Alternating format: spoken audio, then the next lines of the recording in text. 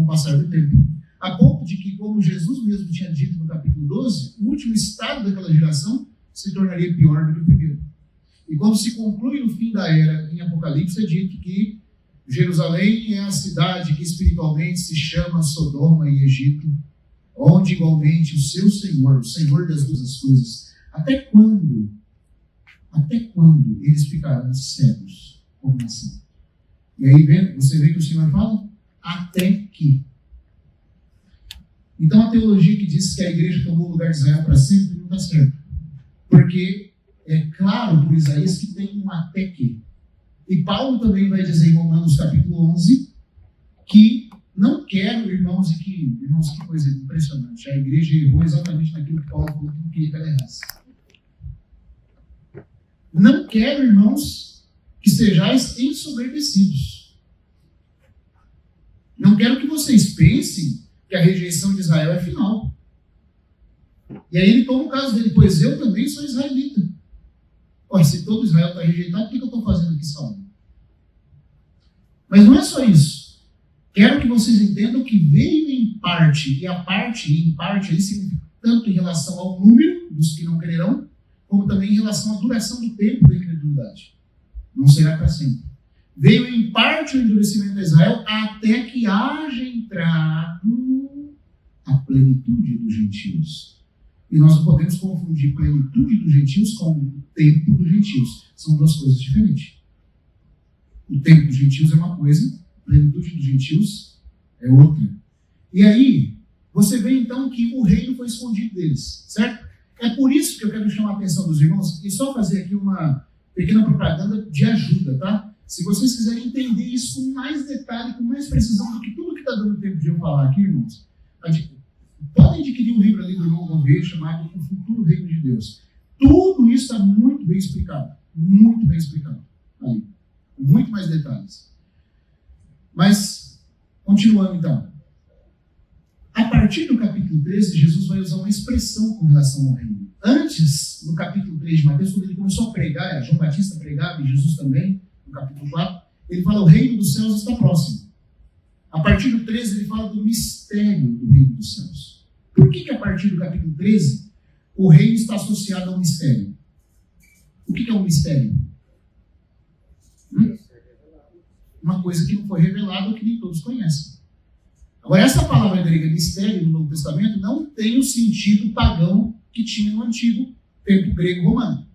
Porque havia as religiões de mistérios, baseado no qual você era iniciado para que, de uma forma que outros não tinham acesso, você evoluísse, talvez, no conhecimento, em um gnosticismo que vai te dando um conhecimento velado que os outros não têm, e você se torne alguém que se une ao divino. Não é nesse sentido que a palavra mistério é usada. É no sentido de, aqui está algo que, embora seja fácil de compreender, você precisa de alguém que te revele, senão você não vai ver. É nesse sentido que a palavra mistério no Novo Testamento é usada. Algo que está ali, mas que espera até o momento de ser revelado. E uma vez que é revelado, aquele que recebeu a revelação entende. Quem não recebeu não vai entender. Agora, não é interessante, irmãos, que o Senhor comece a tratar o reino como um assunto de mistério? Até o capítulo 12, quem estava aqui de manhã viu, muitas coisas que o Senhor Jesus fez foram de outra forma. Ele não falava por parábolas, ele não pedia fé para curar ninguém, ele curava multidões com uma palavra só. A partir de Mateus 12, mudou tudo. E ele passa a tratar o assunto do reino como algo misterioso. Por que isso? Porque a partir de agora ele está escondendo a sua identidade real. É por isso, irmãos, que lá no Monte Hermon, perto de Cesareia de Filipe, depois que ele desce do Monte da Transfiguração, o que ele fala para os discípulos? Não contem para ninguém a visão, até que o Filho do Homem seja ressuscitado dos mortos. Por que ele está escondendo a identidade? No capítulo 16, também antes, 17, quando Pedro tem a revelação de que ele é o Cristo, o Filho de Deus vivo, tanto Mateus como Marcos vão dizer que ele proíbe severamente os discípulos. Não foi só uma proibição. Não fala não, viu? Por favor, Pedro, não fala para ninguém, tá? A revelação. Não, ele proibiu severamente os discípulos. E quando Jesus faz algo severo, é severo. De que anunciassem que ele era o Cristo. Irmãos, que estranho. Por que essa atitude? Porque agora o rei ficará escondido do povo que o rejeitou. E se o rei está escondido, o reino também foi velado. Não quer dizer que o reino deixou de existir, mas deixou de existir para a nação de Israel e está escondido deles. Então agora, irmãos, o reino vai ser dado a um outro povo, entendeu? Vai ser aberto a um outro povo e ficar escondido de um povo. E esse é o período em que o reino, para você ter acesso, tudo, como a gente viu de manhã, agora é uma questão de fé, de realidade espiritual. Por isso que Jesus passa a dizer que qualquer um que faz a vontade do seu pai, esse é a sua mãe, seu irmão e seu irmão. Viu? A relação com ele agora é só no espírito, não tem mais questões ligadas ao elo da carne em Davi. O reino agora é uma questão espiritual e velada, que só entra os que têm parte por fé. E nesse sentido, então, o reino está escondido. Você está entendendo o que eu quero dizer? Que o reino está escondido por quê? Porque embora ele seja algo real, ele não é mais visível. Ele não seria um assunto visível ao mundo e nem visível à nação de Israel. Ele ficaria escondido. Então é o mistério do reino dos céus, é a era do mistério que passa agora a entrar em voga. Esse mistério do reino dos céus é outro nome que nós podemos dar para o mistério guardado em silêncio dos séculos e das gerações, que diz respeito à edificação da igreja como um novo homem coletivo. Esse era o mistério que Paulo disse que foi confiado a ele. O desvendar desse mistério entre os gentios. Está dando para entender, irmãos? Então, por exemplo, nós aqui estamos aqui porque cremos no Senhor. A realidade espiritual do reino dos céus está entre nós ou não? Você tem dúvida disso? Mas você está vendo o reino manifestado em poder? Você está vendo o reino no sentido primeiro que Jesus ofereceu para Israel? Não. Então, você tem o reino, mas é o reino mistério. É o reino escondido. É no sentido de mistério, da palavra grega mistério, que significa que está escondido e que ninguém pode entrar se não tiver a via certa de acesso. Qual que é a via certa de acesso para o aspecto do reino em mistério? Fé no Filho de Deus. Fé que Jesus é o Cristo e dobrar-se ao senhorio dele. Então, a pessoa que isso tem passa a fazer parte do mistério escondido dos séculos e das gerações. E ela, a partir do momento que ela crê, de acordo com Efésios, ela não é nem mais judeu nem gentil. O que ela passa a ser? Ela passa a ser o novo homem, que é a igreja, no qual não pode haver nem bárbaro, nem cita, nem escravo, nem livre, nem judeu, nem grego, porém Cristo é tudo em todos. Aí tem irmãos que falam assim, não, tá vendo? Não existe mais isso aí de igreja, judeus e gentios, não, tudo agora as barreiras quebraram, Jesus aboliu. Ele aboliu um novo homem. Dentro da esfera do novo homem não tem mais essa barreira. Mas fora da igreja, irmãos, o mundo ainda é dividido entre judeus e gentios. É na igreja que não tem mais essa distinção. Porque ele criou em si mesmo, na cruz, um novo homem, destruindo a inimizade e fazendo a paz. E esse novo homem, do qual Cristo é o cabeça e a igreja coletivamente é o corpo, constitui o mistério. E esse mistério é o assunto do reino em mistério. É a fase do reino escondido. Onde o mundo não vê. Israel também não vê. Está dando para entender isso, irmãos? Agora, as parábolas do reino dos céus, de Mateus 13, que são 7 parábolas, elas vão falar exatamente desse período de como Deus, por meio da igreja, como realidade do reino em mistério, vai levar a cabo o seu propósito na era da graça, que é a era do mistério. Para tentar entender, né? Eu quero que os irmãos interajam, porque se tiver, a gente tem que ir bem devagarzinho, não adianta, né, querer correr e ficar com uma dúvida. Tá? Então, no tempo da era parentética da graça, Deus tirou o reino que foi oferecido aos judeus e agora foi dado à igreja, como novo homem, como o mistério guardado dos séculos das gerações, mas agora feito conhecido por meio dos seus santos apóstolos e profetas do Novo Testamento, do qual Paulo era o servo principal. Aí ele foi confiado nisso. E esse é o assunto do reino em mistério. O reino está escondido, está dando para entender? Ninguém está vendo o reino agora. Ele é uma realidade, mas ninguém vê. Isso é o reino mistério. Vai ficar assim até quando? Até que o assunto da igreja esteja encerrado. Aí Deus se volta para Israel, certo? E o reino começa a se manifestar de forma visível novamente. Encerra-se essa era e começa o reino milenar, que é o período dos judeus novamente tendo um domínio visível sobre essa terra. E aos santos que viveram o período do reino mistério, o que é dado a eles? Que viveram a realidade do reino dos céus. Participarão como vencedores na parte celestial do reino em glória. Manifestado junto com Cristo, como um corpo está ligado à cabeça. Quando Cristo, que é a nossa vida, ele está escondido agora, não sabe? Não é o que diz Colossenses? Morrestes e a vossa vida está escondida com Cristo em quem Cristo está? Escondida onde? Em Deus. E nós estamos aonde? Dentro de Cristo, que está dentro de Deus. Escondidos. A nossa verdadeira vida. A realidade celestial do que somos. Mas quando Cristo, que é a nossa vida, como cabeça orgânica ligada ao corpo, quando Ele se manifestar, então vós também sereis manifestados com Ele na terra. No reino de Israel. Não. Em glória. O assunto da igreja, o assunto neotestamentário é o assunto da glória, a parte celestial do reino regida pelos vencedores. Mas agora é o tempo do mistério. Agora é o tempo, irmãos, de nós sofrermos o seu vitupério, onde o mundo vai nos perseguir, não vai nos entender, onde Israel não tem parte, e onde nós temos que caminhar com ele na vergonha do seu sofrimento para termos direito à glória da sua herança. Quem não pode sofrer com ele, não pode reinar com ele. Quem não pode ser fiel no pouco, não vai ser colocado sobre o muito. Se com ele sofrermos, com ele também reinaremos. Não é?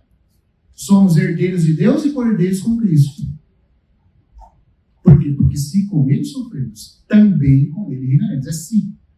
Quando Paulo fala aos Colossenses, ele também fala que ele nos fez aptos à parte da herança dos santos da luz.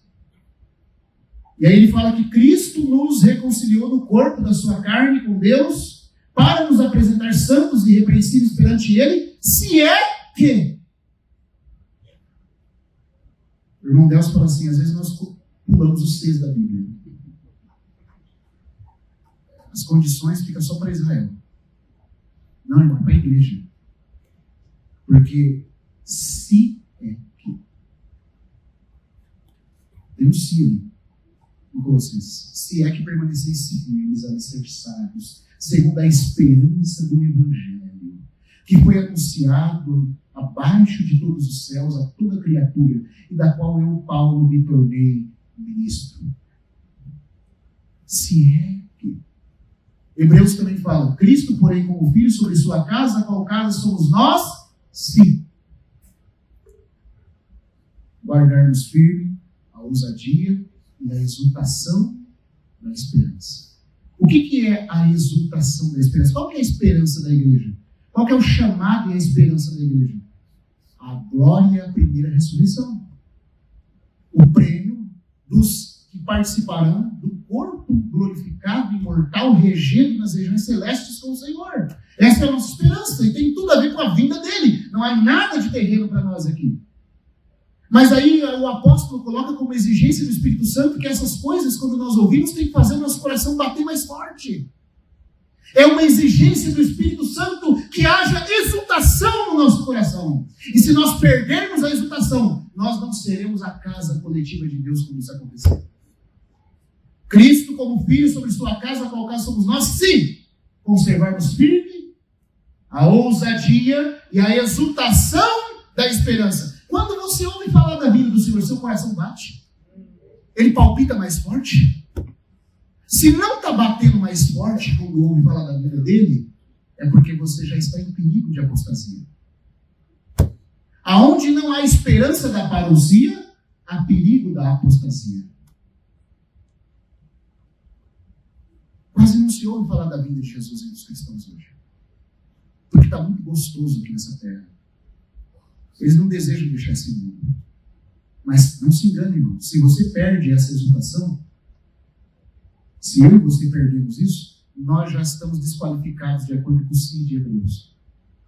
O Senhor está olhando para cada um de nós aqui essa noite, porque é uma questão de vencedores, é uma questão individual de cada um, é quem ouvir a sua voz e abrir a porta.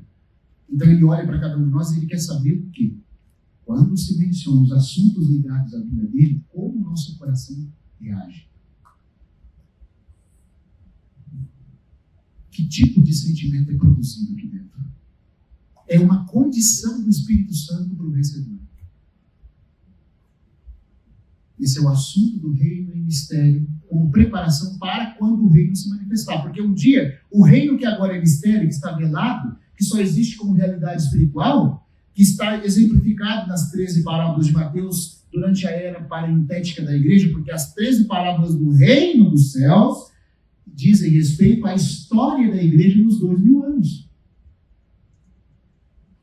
As 7 parábolas de Mateus estão ligadas às 7 igrejas do Apocalipse, que falam da história da igreja nos 2000 anos, até do início de Pentecoste até a vinda de Jesus. E depois que termina o período do reino em mistério, vem a manifestação do reino. Mas quando vier a manifestação, Israel terá sua parte, e os vencedores da igreja, os que viveram com a exultação da esperança nessa era do mistério, tomarão parte no galardão da glória. Porque quando ele que está velado se manifestar, os que estão vivendo a vida escondida nele vão se manifestar com ele. Por isso hoje a nossa vida deve ser um santo mistério para o mundo. O mundo deve ver em nós uma vida misteriosa nesse sentido. Por isso, irmãos, que toda promoção de glória hoje desqualifica você para aquele dia. O Senhor Jesus falou assim para os discípulos: ai de vós quando todos vos louvarem. Ai de vocês quando todos vos elogiarem. Ai de vós os ricos, que já estáis contentes, porque chorareis. Você está entendendo? Se você ganha aqui, se perde lá. Então, esse é o assunto do reino e mistério. O reino ficou velado e a nação de Israel foi rejeitada. O reino foi velado deles e está só como realidade espiritual presente na igreja agora. Já que o rei está escondido, nós também estamos escondidos, como um mistério para o mundo e para os judeus. Só que não vai ser para sempre, porque Isaías fala que é até que. Então, um dia Deus vai se voltar para Israel. Agora, irmãos, a pergunta que fica para nós é o quê? E quanto a nós, que estamos na fase da igreja, na fase do reino e mistério, nos preparando para essa vinda, para esse momento quando ele há de se revelar? O que nós temos que fazer, ou como devemos, não é questão nem de fazer, mas é de ser primeiro e depois fazer. O que Deus espera de nós para sermos incluídos nesses, e é onde tomar parte nessa herança. Qual é a condição para termos parte na herança? Para não só recebermos vida eterna, mas herdarmos vida eterna. Presta atenção na diferença. Uma coisa é receber vida eterna. A outra coisa é herdar vida eterna. E aqui eu queria compartilhar com os irmãos, então, um pouquinho, para nós que estamos na era do mistério da igreja, a diferença entre receber vida e entrar na vida. A condição para entrarmos na vida. Uma coisa é uma coisa, outra coisa é outra coisa. Quando se fala de vida eterna, assim como o reino dos céus na cabeça dos cristãos tem a ver com o lugar que você vai quando você morre, porque é glória, alguma coisa e outra assim, na cabeça de muitos, quando fala de vida eterna, é só lá um dia que eu estiver com Deus, vivendo a eternidade. Irmãos, isso não é o que a Bíblia fala de vida eterna. Isso está incluído, mas não é só isso. A palavra vida eterna no grego é zoé. É a vida divina. É a qualidade de vida. E tem um aspecto em que você recebe vida e tem um aspecto onde você entra na vida. Entendeu? A diferença. Receber vida e entrar na vida. O Evangelho de João, dando mais um dado aqui para os irmãos, é o Evangelho que vai nos mostrar como recebemos vida eterna. Mais de 90 vezes, João usa o verbo crer como a condição para que a vida eterna entre em você. Está claro isso? Qual é a única exigência que Deus tem ao homem para que o homem receba vida? Que ele tem que fazer o quê? Crer. Para que todo aquele que nele crer, como é que termina o versículo mais conhecido nosso? Não pereça, mas tenha a vida eterna. Porque como Moisés levantou a serpente de bronze no deserto, assim importa que o Filho do Homem seja levantado para que todo aquele que nele crê não pereça, mas tenha a vida eterna. Sempre o Evangelho de João, que é o Evangelho da vida, vai nos mostrar como recebemos vida. A única condição de Deus para o homem, para ele receber vida eterna, é crer, porque o resto ele já fez tudo. No que diz respeito à nossa salvação eterna, está tudo feito pelo Senhor. Eu só tenho que crer. E crer, o verbo grego crer, significa unir-se a, ou colocar-se sobre. Ou seja, eu não descanso na minha própria justiça, no que eu faço, no que eu sou, mas em outro maior e meu substituto, aquele que tornou possível o caminho aberto para mim. E quando eu creio, o que acontece? O justo viverá pela fé. O verbo viver ali será vivificado pela fé. É nesse sentido que Romanos usa o verbo. O justo terá vida pela fé, porque a fé te une ao fato do que Cristo fez por você. Então, através de você crer, que é o mesmo verbo de ação do substantivo fé, você se une e recebe vida nele. Isso custou alguma coisa? Hã? Quanto tempo leva para isso acontecer? Não dá nem para medir em segundos isso. É assim que o coração responde. Instantaneamente. A vida entra dentro do indivíduo. E ele nasce de novo. Agora, irmãos, existe uma outra coisa que o Evangelho de Mateus e também Lucas vai nos mostrar, que é diferente. Receber vida é uma coisa. Entrar na vida é outra história. E é por isso que o irmão Atmani dizia que o Evangelho de Mateus... Deixa eu fazer uma pergunta. Você acha que o livro de Apocalipse é difícil? Hã? Quem é que concorda que o livro de Apocalipse é difícil? Você acha ou não? Talvez você não ache, né? Pode ser que não. Mas tem gente que acha. E homens sérios, tá? O irmão Atmani falava que o Evangelho de Mateus é 10 vezes mais difícil que o Apocalipse. Será?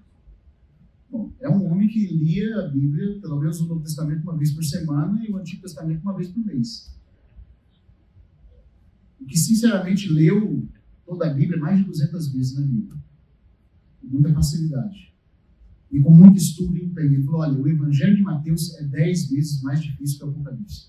Exatamente por causa dessas expressãozinhas pequenas que parece que nós já entendemos. E nós vamos ver que às vezes nós não entendemos. Então eu queria ler com os irmãos o capítulo 19 de Mateus, para nós vermos, irmão, que uma coisa é o que Cristo fez por nós, pela fé, nós já nos unimos a Ele, e isso foi nos dado. E está resolvido, nosso destino eterno está resolvido.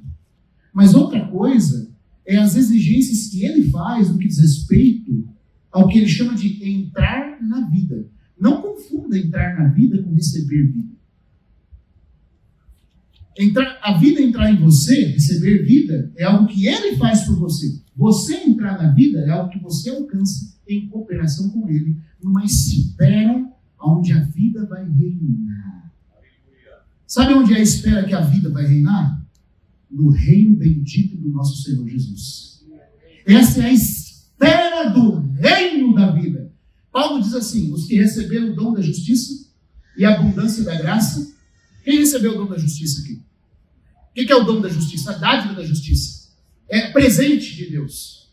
A justiça de Deus, que se revela no Evangelho. Justiça de Deus ali não significa o caráter justo de Deus. A justiça do caráter de Deus. Está falando de uma justiça que Deus fez por você. Eu e você, nenhum de nós tinha nada a apresentar a Deus.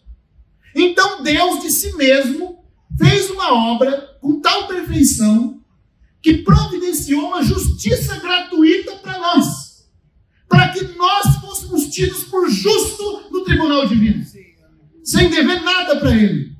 E essa foi a resposta de Deus à pergunta de Jó. Porque Jó, em todas as suas angústias e aflições, ele fez perguntas que não ficaram respondidas. Ele fez perguntas que não foram respondidas, e aí Deus termina o livro fazendo perguntas que ele não responde, e tudo fica sem resposta. Mas, o irmão Kevin Morgan escreveu um livro chamado Jesus Responde a Jó. E todas as perguntas de Jó são respondidas em Jesus, ou na obra de Jesus, explicada pelos apóstolos. Uma das perguntas de Jó, no capítulo 9, é: bem sei que todo homem ímpio sofre. Mas a pergunta que eu tenho para você, Bildade, é o seguinte: como pode um mortal ser justo diante de Deus? Nós estamos falando que o ímpio vai sofrer, mas quem que não é ímpio? Como o homem pode deixar de ser ímpio e injusto diante de Deus?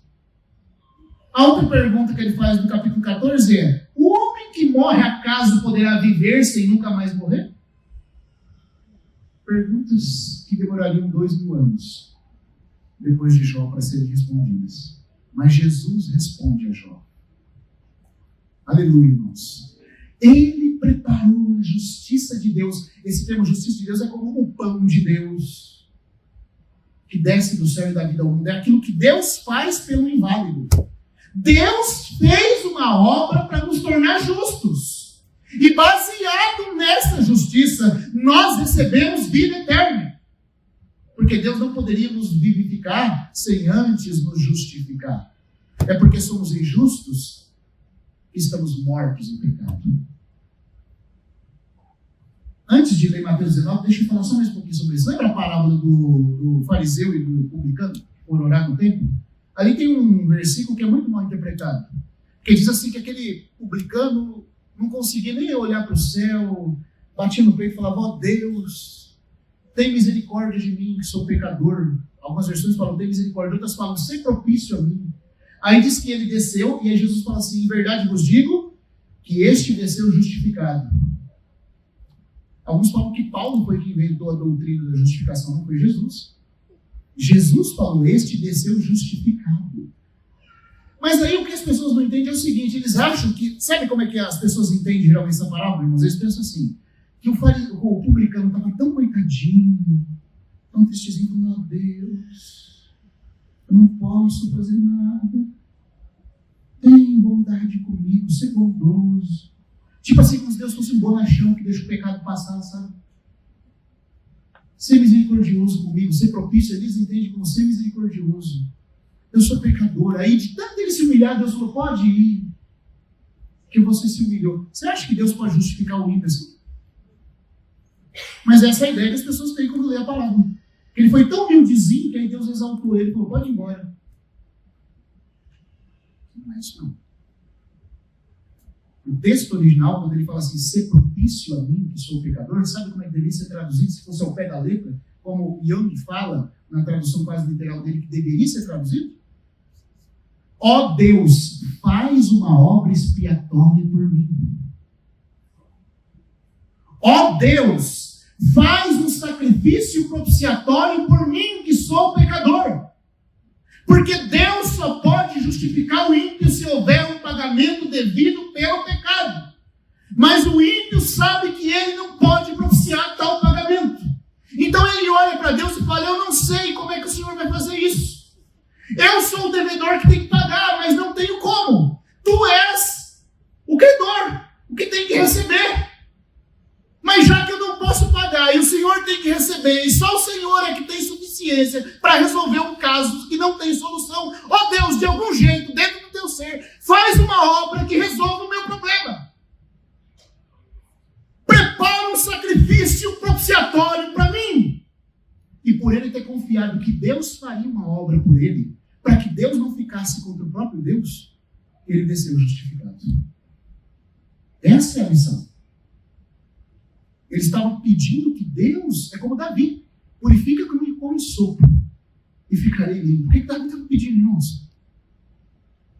O que é o isopro? Aonde que era feito o isopro? A oferta do isopro no Antigo Testamento. Pau de cedro e isopro. Onde que ia? No sacrifício da novilha vermelha. Você pegava o isopro, o musguinho que cresce no muro, e um pau de cedro do Líbano que cresce nas montanhas, e colocava tudo junto, queimava junto com a carne da novilha vermelha, e as cinzas você, com água corrente, você aspergia e purificava o pecador. Agora, isopo é o musgo, é aquilo que cresce na menor parte da criação. O pau de cedro é aquilo que é mais alto da montanha do Líbano. Quando Deus coloca pau de cedro e isopo junto, ele está falando de algo universal, totalmente abrangente. Por isso que 1 Reis 4,32 fala que Salomão falou na sua sabedoria que cobriu tudo, desde o isopo que cresce no muro até o cedro que cresce no Líbano. Isopo e cedro. Universalidade. Quando está falando de sopo e pau de cedro, está querendo dizer que essa obra é completa e abrange tudo. Quem é a novilha vermelha? O nosso bendito Senhor Jesus. E quando Deus coloca o pau de cedro e o sopo, é para dizer que o sacrifício de Jesus abrange tudo. Passado, presente e futuro de cada um de nós. Todos os seus pecados foram colocados na cruz do Calvário. Jesus não te salvou dos pecados que você cometeu até que você se convertesse. Todos os meus e os seus pecados, os que eu cometi, os que eu estou cometendo e que ainda vou cometer, já foram tratados na cruz do Calvário.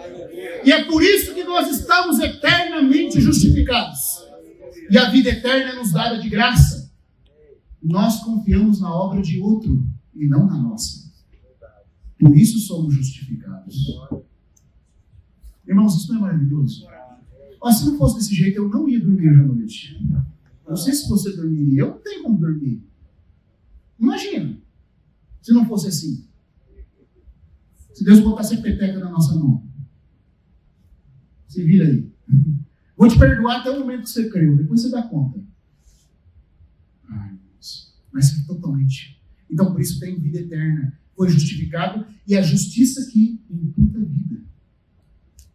Por isso, Romanos, como eu estou falando, Paulo vai dizer que os que receberam o dom da justiça, a dádiva da justiça, reinarão em vida. Reinarão em vida. Sabe o que é vida? Lizoé. Reinarão na esfera, por meio da vida eterna e imortal. Então vai haver um período em que a vida não vai só regenerar, salvar, curar e eternizar você, ela vai reinar e subjugar todas as coisas. Haverá um tempo, um período em que a vida será uma esfera governante. Esse tempo da imortalidade, do corpo de glória imortal e da realidade eterna da glória, foi inaugurado na ressurreição do Senhor Jesus. Ele é o primeiro homem a ser imortal para sempre. O primeiro que de fato ressuscitou. As outras ressurreições não eram ressurreição top. Porque eles voltavam à vida e voltavam a morrer. Era uma ressurreição de mortos, mas não ressurreição dentre os mortos. Dentre os mortos significa que alguém saiu, os outros mortos ficaram. E esse que saiu não volta mais. Jesus foi ressuscitado dentre os mortos. Por isso a ressurreição dele é total. E em 2 Timóteo, Paulo vai falar o quê? Que Jesus Cristo não só destruiu a morte, mas trouxe à luz, acraseado, como dar à luz, como fazer um parto. Como revelar à luz algo que já havia, porque a criança está dentro da barriga da mãe. É um fato que ela está ali, mas você não vê ela. Por que nós falamos deu à luz? Porque ela trouxe a criança à luz, visível a todos, certo? Então, Paulo diz que Jesus Cristo, quando ressuscitou, foi algo tão tremendo que ele fez, porque ele trouxe à luz, no sentido acraseado, ele trouxe à luz a vida e a imortalidade por meio do Evangelho. Porque Cristo ressuscitou, ele inaugurou em si mesmo a espécie humana imortal. Não é só como Filho de Deus que ele ressuscitou, irmãos. Eu queria ter eloquência para falar isso para vocês. É como homem que ele está na glória, vivendo a vida imortal. E é por causa disso que eu e você seremos imortais. Em glória, com uma vida que não morre, que o texto de Hebreus 7 chama de vida indestrutível. Quando essa vida nos glorificar, e na esfera onde ela nos glorificar, é a esfera do reinar em vida, através de Jesus Cristo. Então, a vida não é só uma coisa que você recebe, ela é uma esfera onde você entra. Está dando para entender? Por isso Jesus vai falar essa expressão em Mateus. Se queres entrar na vida. Impressionante. Ele não fala só de receber vida, isso é o Evangelho de João. Ele fala de alguns que receberam vida, a vida cresce neles, nos habilita a entrar na vida. Está dando para entender, irmãos? A vida entra em nós para nos capacitar a entrar na vida. esse tempo da vida, como espera, é o reino e a aliança do reino dos céus, que os santos que serão glorificados com a glória imortal do Filho de Deus estarão presentes reinando nos lugares celestes. Então vamos ver um pouquinho disso agora no Evangelho de Mateus. Eu vou pedir para a gente fazer uma leitura paralela. Vamos falar, quanto tempo eu tenho agora? A gente vai fazer um intervalo daqui uns meia hora, 40 minutos, Tá bom. 10 minutinhos. Tá bom. Nós vamos ver isso aqui no Evangelho de Mateus e Lucas. Vamos fazer leitura comparada, tá bom? Vamos para Mateus 19.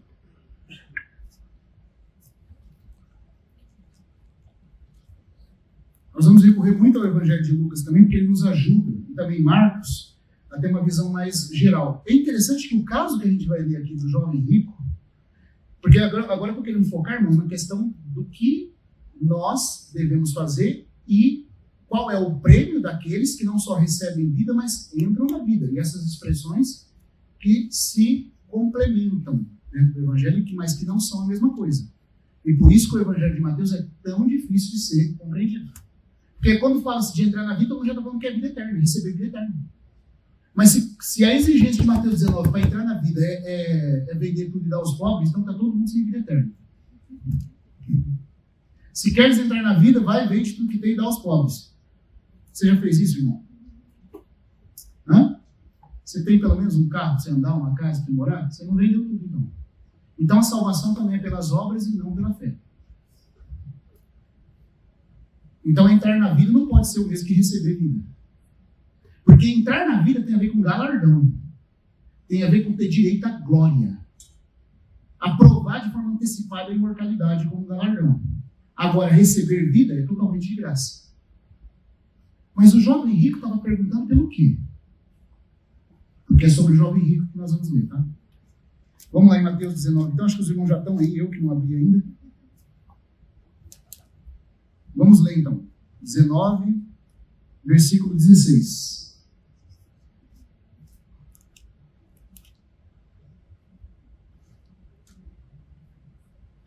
E eis que alguém, em Lucas nós vamos ver que esse alguém era um príncipe, era alguém de autoridade, tinha uma posição de autoridade.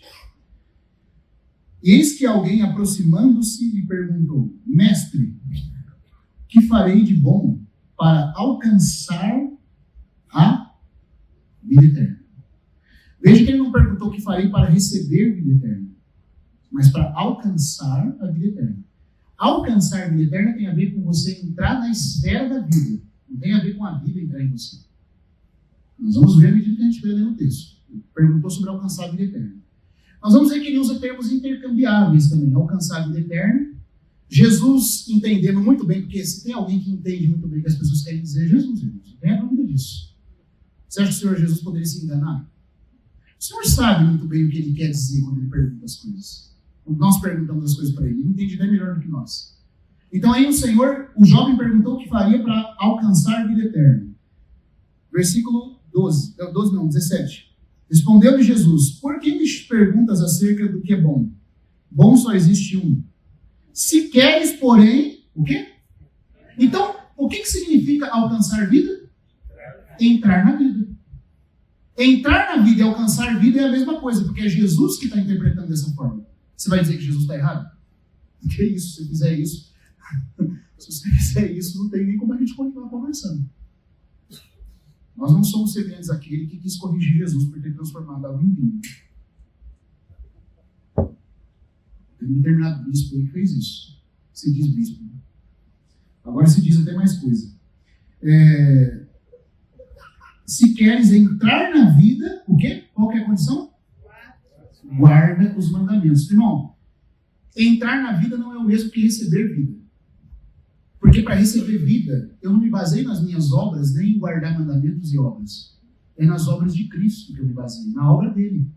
Agora, eu entrar na vida, isso é para mim receber vida que é de graça. Mas para mim entrar, exige as minhas obras.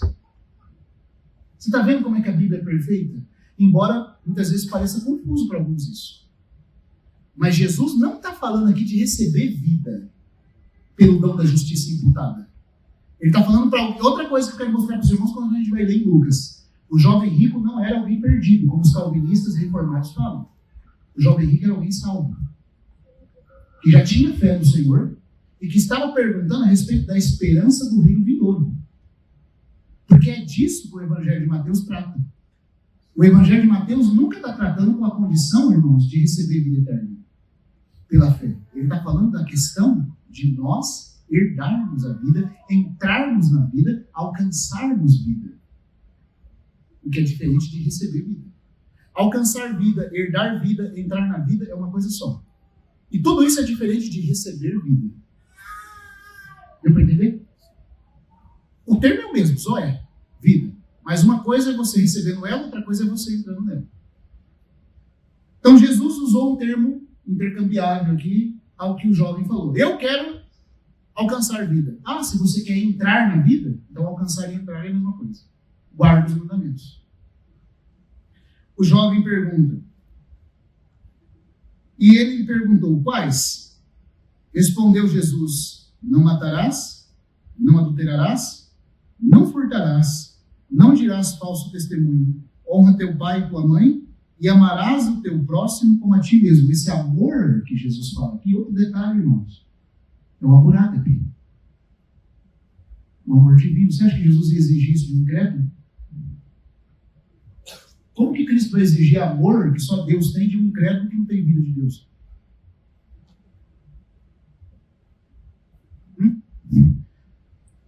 É igual nós estamos falando hoje lá na casa do irmão Fábio, bancada evangélica fazendo lei cristã com um incrédulo cumprir. Você acha que dá certo? Amarás o teu próximo como a ti mesmo. A regra de ouro, um dos temas de Mateus 7, que é tema do Sermão do Monte, que é dado para discípulo. E o Senhor colocou isso como exigência para esse jovem. Aí o que o jovem fala para ele? Né? Replicou-lhe o jovem, tudo isso tenho observado. O que me falta ainda? Outra coisa, irmãos, eu quero ler com os irmãos o texto de Lucas porque é muito complementar. Mas em Lucas e Marcos fica bem claro que a palavra que o jovem usa aqui, quando ele fala tenho observado, você sabe qual? A palavra, deixa eu olhar aqui no grego, que eu até anotei, é fulasso, que significa eu tenho me esforçado o máximo para cumprir. Ele não quer dizer que ele estava guardando com arrogância. Porque é assim que muita gente lê isso aqui, pensa que o jovem estava sendo arrogante com Jesus. Ah, tudo isso aí já tem feito. Não foi desse jeito que ele falou, não. Quando Jesus fala guarda, o verbo usado por Jesus é guarda estritamente, de acordo com o grego. Quando o jovem responde que tem guardado, ele vai com humildade. Ele fala, eu tenho me esforçado o máximo para guardar. Você está vendo só? Tá vendo? Então, assim, ler o texto original às vezes modifica muita coisa. É igual os irmãos já sabem da história de Jesus perguntando 3 vezes para Pedro se ele o amava.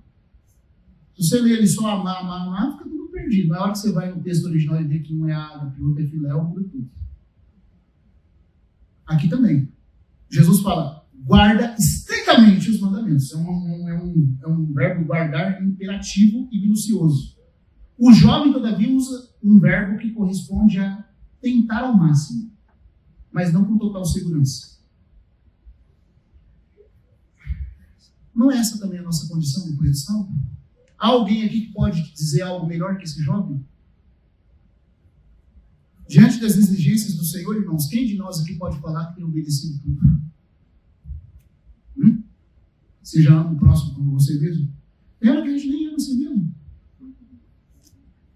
Tem dia que você levanta, não é verdade? Mas que vida. Você pensa que você é menor que um gafanhoto. Amar o próximo, então, meu Deus do céu. E amar a Deus sobre todas as coisas. Ainda bem que aqui, nesse caso aqui, Jesus nem colocou o amor a Deus acima de tudo. Ele só colocou os mandamentos que se referem à segunda tábua da lei. Aos tratos que falam das obras da pessoa. Mais do que só a devoção dela. Porque o assunto é galardão. O jovem está perguntando como é que ele entra na vida, não como é que ele recebe vida. Entrar na vida é entrar na esfera em que a vida reina na era vindoura do reino milenar. Receber vida eterna nos dá a garantia da eternidade com Cristo. Novo céu e nova terra é para quem creu. Reino na era vindoura, na esfera reinante da vida, é para aquele que tem obras dignas de galardão. E para isso Jesus fala, guarda os mandamentos. Tudo isso, o que mais me falta? Aí o que o Senhor fala para ele? Replicou no jovem: tudo isso tem observado, que ainda me falta. Disse-lhe Jesus: se queres ser perfeito, outra coisa que também é entendido errado pelos cristãos. O Senhor não está falando aqui de perfeição sem pecado. Se fosse desse jeito, só ele. A palavra perfeita aqui é teleios, em grego, que significa maduro, completo. Se você quer ser completo, bom, te falta uma coisa. Então faz o seguinte: vai. Vai.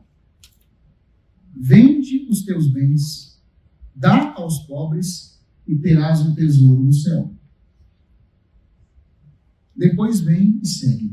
E outra, a perfeição aqui não significa um ponto que você atinge, você não tem nada para progredir mais. Significa aquele período que você acerta, aquele ponto onde você acerta o alvo. Você cumpre o que é necessário para aquela fase. Então, aí falta alguma coisa para mim ter garantia de que vão estar no teu reino. O que falta? Vender tudo que você tem aos pobres. Aí você vai estar perfeito. Aí, dentro dessa perfeição, você ainda tem que me seguir. Compartilhar da minha tristeza, da minha vergonha. Saíamos, pois, a ele, levando o seu vitupério fora do arraial, né, que diz Hebreus, para que com ele sofrermos, então com ele também possamos reinar. É isso que ele disse para o jovem. Se esse jovem tivesse obedecido o conselho do Senhor, muito provavelmente ele teria se tornado um Paulo. Perdi todas as coisas, considero como refúgio para ganhar a Cristo. Agora, irmãos, vamos continuar lendo, só para os irmãos verem como é que o Senhor vai deixar outros termos aqui que são sinônimos. Primeiro, o jovem falou de alcançar vida. Jesus falou: se você quer entrar na vida.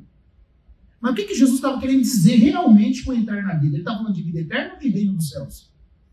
O que os irmãos acham? Vamos continuar lendo. O jovem, então, tendo, porém, o jovem ouvido esta palavra, retirou-se triste por ser dono de muitas propriedades.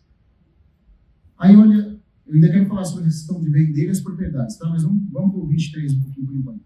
Então disse Jesus a seus discípulos: em verdade vos digo que um rico dificilmente entrará onde? O que significava alcançar vida, entrar na vida? Entrar no reino. Agora, reino não é Nova Jerusalém, não é vida eterna. Então, do que Jesus estava falando o tempo todo com esse jovem? De entrar no reino. Irmãos, o assunto de entrar no reino envolve o jeito que nós lidamos com o dinheiro.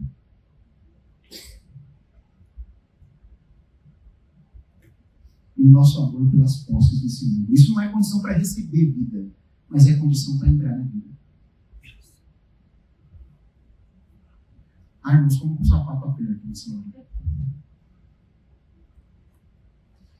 Você sabe o que significa essas propriedades que esse jovem era dono? E por que Jesus estava mandando ele vender tudo? Eu tomei nota de algumas coisas, deixa eu ver se eu estou com a folha aqui para mim não me perder, tá? Para não confiar só na minha memória. Deixa eu falar para os irmãos sobre isso.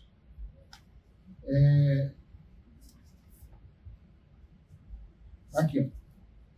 Vamos lá no texto de Marcos, capítulo 10, versículo 22, e ver um paralelo que ocorre lá. Marcos 10, 22.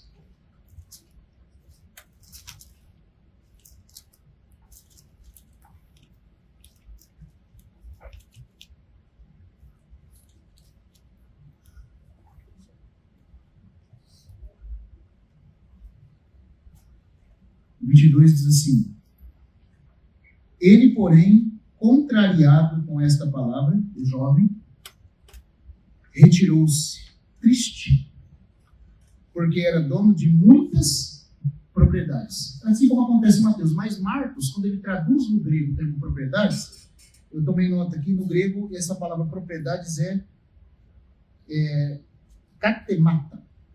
Katemata coma. Que significa latifúndios. Propriedades de terra que ele tomou posse. Ele era dono de muitas terras. Era um tipo específico de propriedade. Não era de riquezas em dinheiro, era de terras que ele era dono. Agora, sabe por que o Senhor mandou ele vender tudo e dar aos pobres? Tem um irmão que escreveu algo sobre isso, em 1913, tem um livro publicado em 1913 chamado O Dualismo da Vida Eterna. E ele vai falando sobre a diferença entre entrar na vida e receber vida. Nesse livro, onde ele estuda com muita profundidade esse assunto, ele diz o seguinte, que alguns responderiam que o Senhor mandou ele vender tudo, né? Por quê? É o seguinte, eles falam assim, que o Senhor mandou ele vender tudo porque era para provar que ele amava mais a Deus que as outras coisas. Tudo bem. Mas por que o Senhor não exigiu isso de outros também?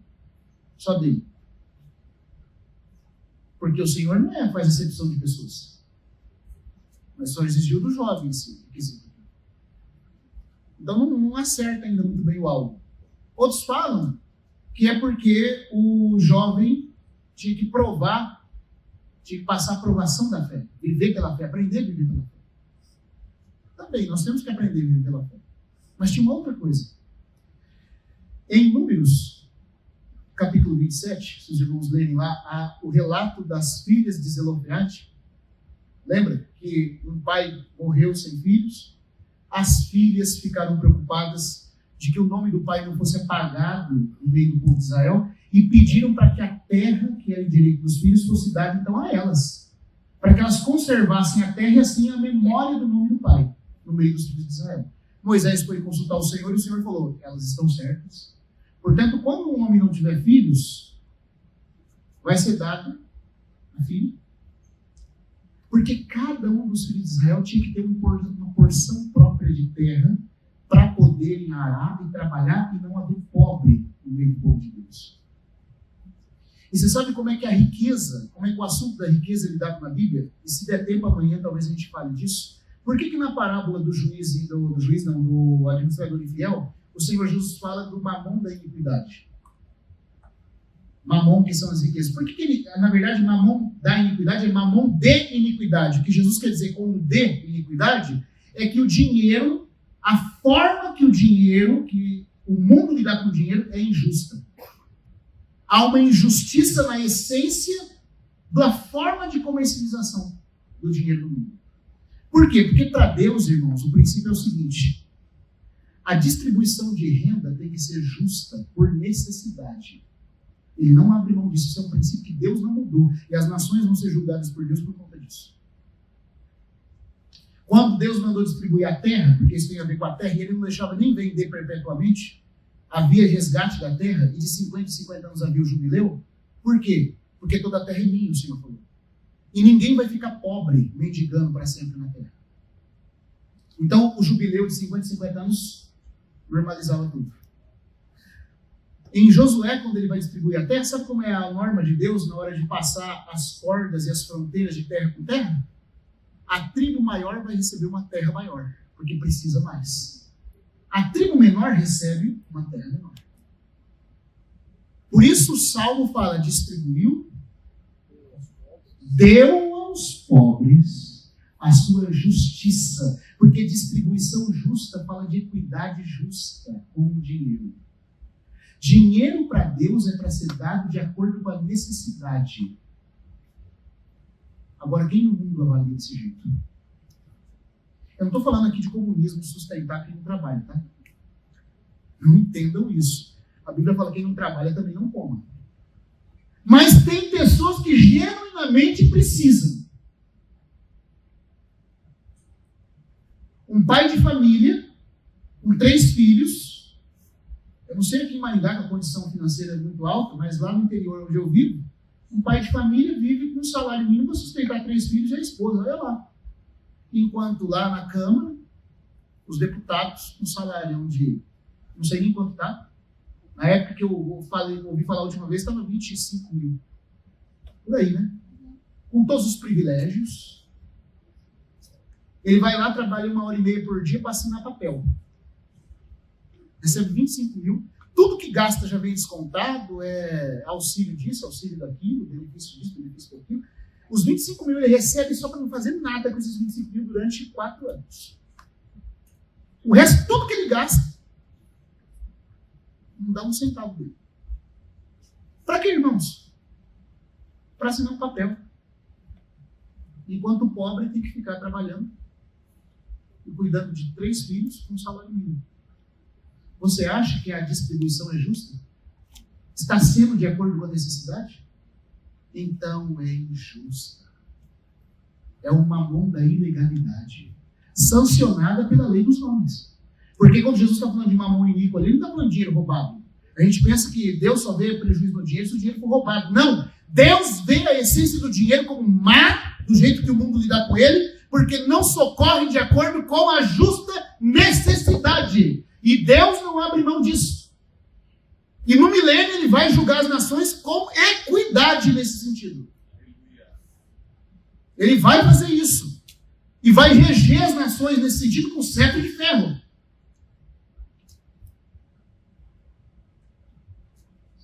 Se alguém quiser discordar, briga com Deus. Mas as nações vão ter que dar conta disso ao Senhor, irmãos. Porque o dinheiro é para socorrer quem precisa de acordo com a necessidade. Agora, se em Israel a lei era desse jeito, se cada um tinha que ter de modo justo um pedaço de terra, e esse jovem aqui estava com muitas terras, o que você acha que aconteceu?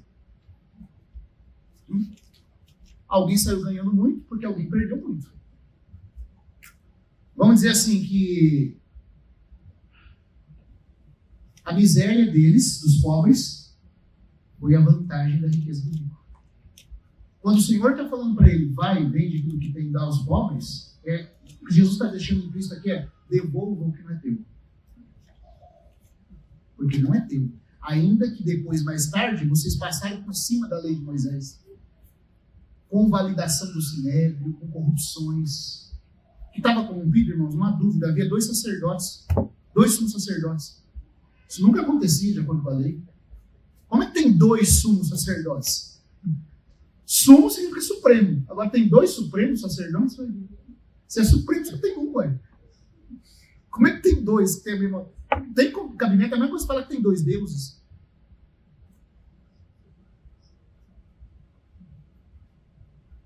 Estava corrompido.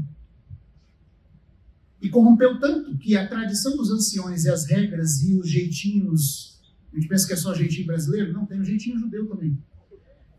Deram um jeito, irmãos, de fazer com que esse jovem tivesse terras que ele tirou de outros que ele não devia, de acordo com a lei de Moisés. Por empobrecendo, se o jubileu acontece, ele já tinha que ter devolvido essa terra há muito tempo. Mas era uma herança. Ele tomou essas terras e foi acumulando aquilo como herança. Era passado de geração em geração, ele ficando com as terras. Então, embora, muito bom ele ter falado, tem me esforçado para obedecer. Mas quando Jesus fala para ele, uma coisa que te falta, é porque, na verdade, você não está guardando toda a lei. E guardar a lei e as obras, principalmente em relação à forma que lidamos com o dinheiro e com o cuidado ao próximo, demonstrando amor real, é uma das exigências para o reino dos céus.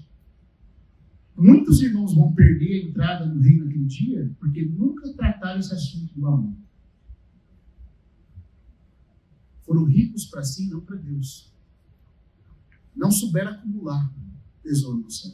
Porque Filipenses diz que nós temos uma conta que cresce no banco celeste.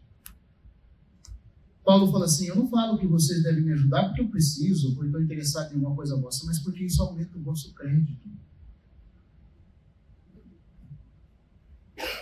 Irmãos, como que a igreja tinha que aprender isso? Então, quando Jesus está falando para ele, vai, vende tudo que tem aos pobres e vem, segue-me, devolve o que não é seu, de acordo com a lei. A lei dizia, não furtarás. E na essência, sem querer, mesmo inconsciente, validado, respaldado pela corrupção dos judeus, ele estava roubando sem saber. Mas ele era um jovem sincero. Você está entendendo? Só que Jesus diz o quê? Se você quer entrar na vida, a condição é essa. Irmãos, a forma que nós lidamos com o dinheiro, se é de forma em equidade ou iníquo, vai desqualificar ou qualificar muitos. Entendeu? Tem outras coisas para nós falarmos sobre isso aqui. Eu quero ainda continuar lendo agora a partir do relato de Lucas, que tem uns detalhes que não aparecem em Mateus e Marcos também. Mas vamos deixar para depois o intervalo. Não sei se já seria bom, né? Nós continuamos então. Tá bom?